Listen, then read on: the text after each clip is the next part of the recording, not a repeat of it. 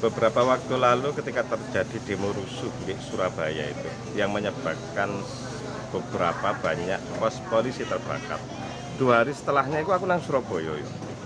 Dan karena sebuah langkah kecil ngono ya, aku itu melihat Surabaya baik-baik saja. Mungkin orang yang nggak pernah dengar cerita itu menganggap nggak ada apa-apa. Karena apa?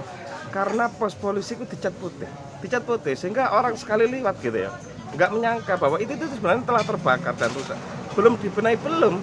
Sampai sekarang pun saya melihat banyak yang belum dibenahi. Cuman udah dicat putih.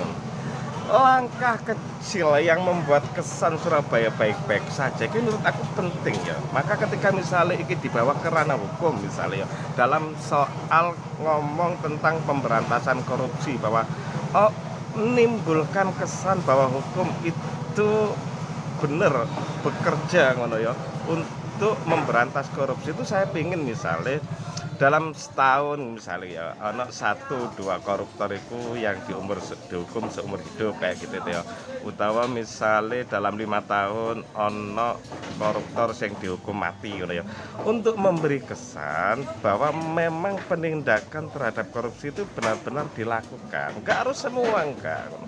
Atau misalnya di dalam kasus yang terakhir itu kan banjir bandang di Sumatera gitu ya, kita itu kan bertanya-tanya, itu kan gak murni karena akibat peristiwa alam kan. Ada kesalahan manusia di sana. Gini kalau misalnya kalau nggak ada yang tersangka ngono ya, kok kita loh, ini alam rusak karena tangan manusia dan sebab itu kemudian menghancurkan begitu banyak bangunan orang dan orang yang meninggal. Mau yo mau gak ono satu orang pun yang menjadi tersangka di dalam peristiwa tersebut. Lah terus kita ki opo? Sebenarnya hukum itu berpihak enggak sih pada lingkungan? Nah kita butuh 1-2 orang ngono. Enggak harus semuanya wis, karena kita di dunia enggak sempurna.